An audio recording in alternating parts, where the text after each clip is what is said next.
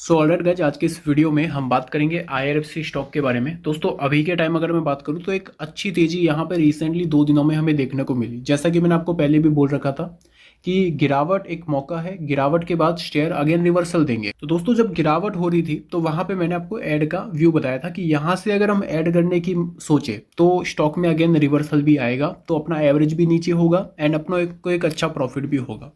दोस्तों यहाँ पर अगर मैं बात करूँ तो रिजल्ट से पहले मूवमेंट आना शुरू हो चुका है।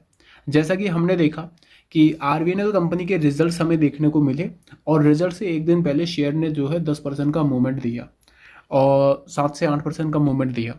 वही चीज़ें हमें इरकॉन IRFC में भी देखने को मिली है। और IRFC जो है दोस्तों यहाँ पर आपका सैटरडे दिन मतलब कल के दिन मार्केट जब ओपन हुआ तो वहाँ पे भी 2% आपका जंप किया, जो कि बहुत ही अच्छी बात है। और उससे पहले 7% का एक अच्छा खासा हमें जंप देखने को मिला।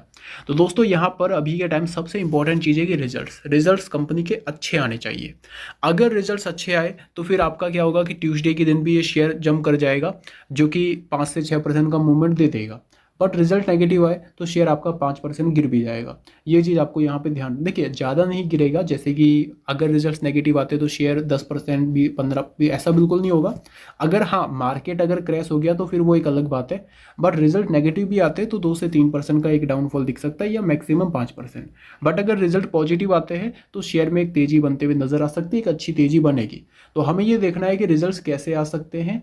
और टोटल दोस्तों हम फैक्ट के साथ देखेंगे, हम डायरेक्टली ये नहीं बोल रहे कि रिजल्ट्स ऐसे ही आएंगे, हम एक व्यू बना रहे हैं कि रिजल्ट्स कैसे आ सकते हैं और उसके पीछे रीज़न भी हम मानेंगे कि फैक्ट क्या है उस ऐसे रिजल्ट्स आने के पीछे। तो दोस्तों अभी के टाइम हम IRFC के प्रीव्यू चेक करेंगे रिजल्ट्स कैसे आ सकते हैं। देखिए अगर मैं बात करूं तो अभी के टाइम ओवरऑल सभी शेयर्स रॉकेट बन रहे हैं। रेलवे के जितने भी शेयर्स है, टीटागढ़ 4%, रेलटेल जंप किया है, Jupiter wagon all time high से 2% थोड़ा डाउन हुआ है अभी के टाइम। इरकॉन आपका 5% करके 270 पे पहुंच चुका है, 225 रुपये के रेंज पे बताया था। आरवीएनएल आपको 240 के रेंज पे बताया था, 300 के लेवल पे पहुंच चुका है।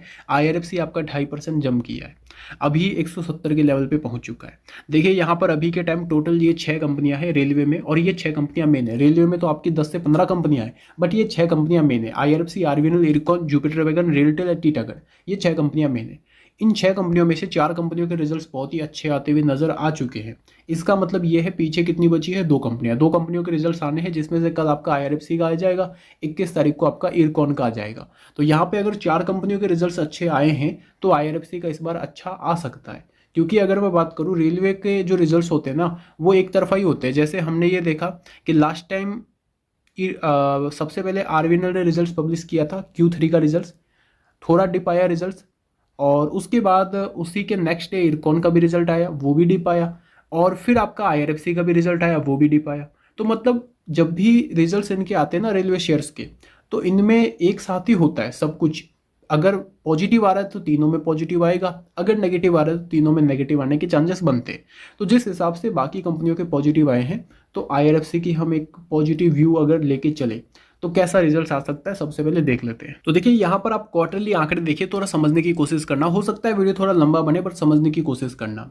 कंपनी का हर क्वार्टर रेवेन्यू बढ़ा है, हर क्वार्टर।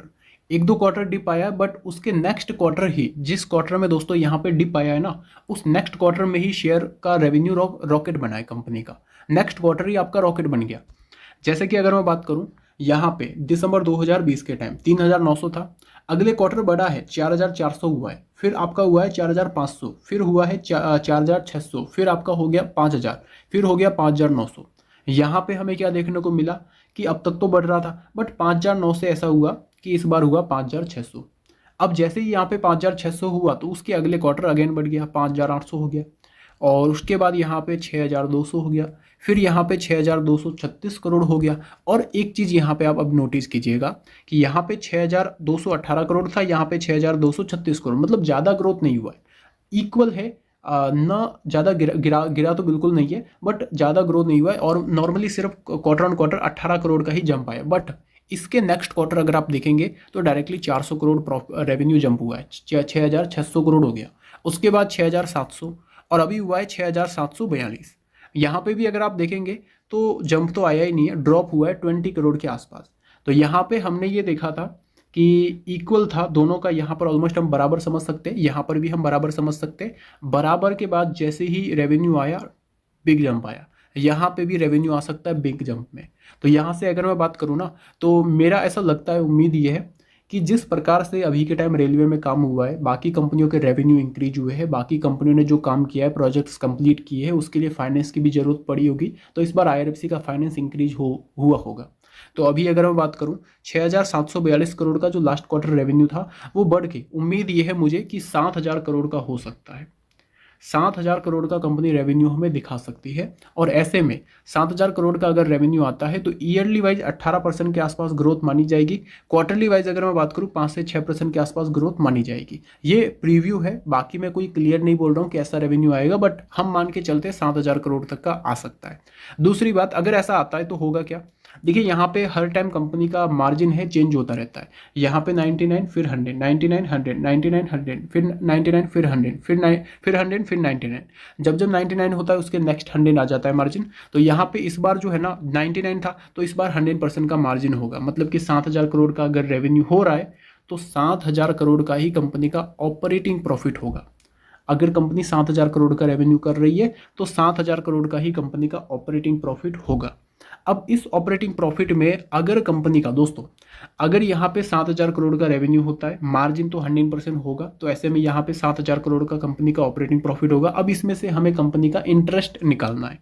इंटरेस्ट की अगर मैं बात करूँ तो कंपनी का अब तक तो सब सही चल रहा है, 7,000 करोड़ का रेवेन्यू मान के चले आ गया, 100% का कंपनी का मार्जिन भी हो गया, तो 7,000 करोड़ का ऑपरेटिंग प्रॉफिट भी हो गया। अब इसमें से कंपनी ने जो ब्याज लगाए कंपनी का वो निकाल लेते हैं, जो क्योंकि दोस्तों कंपनी के ऊपर डेट भी है ना, तो उसका ब्याज कितना लगा वो निकाल देते हैं। अगर कंपनी ने इस क्वार्टर ब्याज कम कर, डेट कम किया, तो इसका जो ब्याज है वो लग जाएगा आपका 5,000 करोड़ के आसपास। अगर डेट बढ़ाया है तो 5,200 करोड़ का ब्याज लगेगा। ऐसे में यहाँ पर अगर मैं बात करूँ, अगर डेट कम हुआ है तो यहाँ पर 7 में से हम 5 डायरेक्टली घटा सकते हैं, पीछे 2,000 करोड़ का डायरेक्ट प्रॉफिट बचेगा, क्योंकि टैक्स तो कंपनी 0 पे कर रही है। और अगर यहाँ पे कंपनी का ब्याज बढ़ा है, मान लो कि लास्ट क्वार्टर 5,100 करोड़ था, इस बार 5,200 करोड़ हुआ है, तो कंपनी का प्रॉफिट आएगा 1,800 करोड़ का। ये चीज़ें आपको यहाँ पे ध्यान रखनी है। तो यहाँ पर अगर मैं 1,800 करोड़ के हिसाब से भी बात करूँ तो ओवरऑल यहाँ पे 1,300 करोड़ का तो आपको था, तो यहाँ पे अगर 1,800 करोड़ आता है तो ये 30% के आसपास ग्रोथ मानी जाएगी। क्वार्टरली वाइज भी बात की जाए तो 10% के आसपास ग्रोथ मानी जाएगी। बट इंपॉर्टेंट ये है, डेट कम हो सकता है, क्योंकि हमने ये देखा है कि मार्च 2023 में कंपनी का डेट था 4,18,000 करोड़, सितंबर में ये हुआ है 4,06,000 करोड़। 6 महीनों में कंपनी डेट पहले तो डेट बढ़ाने की कोशिश कर रही थी, बट अब कम करने की कोशिश कर रही है। अगर यहाँ पे कम करने की कोशिश किया है लास्ट 6 महीनों में, तो लास्ट उससे भी 6 महीनों में, तो यहाँ पे भी अभी पिछले 6 महीनों में डेट कम किया होगा। अगर कंपनी ने डेट कम किया और जो हम मान के चल रहे कि भाई 5,000 करोड़ का इंटरेस्ट लगेगा, अगर इससे भी कम इंटरेस्ट लगेगा तो कंपनी का प्रॉफिट भी बढ़ जाएगा। ओवरऑल आईआरएफसी के results year on year, quarter on quarter मुझे ऐसा लग रहा है कि अच्छे आ सकते हैं।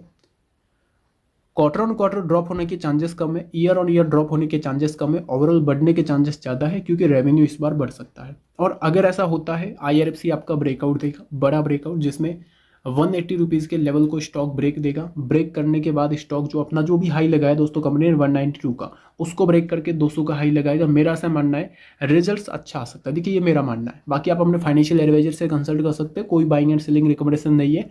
बस मेरा ये व्यू है आईआरएफसी में कि इलेक्शन तक की जो शेयर है ना वो 200 का लेवल दिखाएगा, इलेक्शन तक 200 का लेवल दिखाएगा। इलेक्शन के बाद यहाँ पर जो है 2 अपर सर्किट लग सकते हैं, जिससे शेयर आपका 240-250 रुपए के लेवल्स तक ये शेयर जा सकता है। बस ये व्यू मेरा यहाँ पर आईआरएफसी का है। 250 से ज़्यादा मैं एक्सपेक्टेशन नहीं कर रहा, 250 रुपये तक के टारगेट्स मैं यहाँ पे एक्सपेक्टेशन लेके चल 260-270 रुपये तक के टारगेट्स एक्सपेक्टेशन लेके चल रहा हूँ, क्योंकि 2 अपर सर्किट यहाँ पे ऑलमोस्ट इलेक्शंस के बाद लग सकते हैं, जिसके हिसाब से 30 से 40 पॉइंट का हर दिन हमें 2 दिन जंप देखने को मिल सकता है इलेक्शन के बाद। तो ये व्यू है। बाकी रिजल्ट्स जैसे मैंने आपको बताया है वैसे आने के चांसेस थोड़े ज़्यादा रहेंगे। बाकी आप अपना व्यू भी अपने फाइनेंशियल एडवाइजर से भी कंसल्ट कर सकते हैं।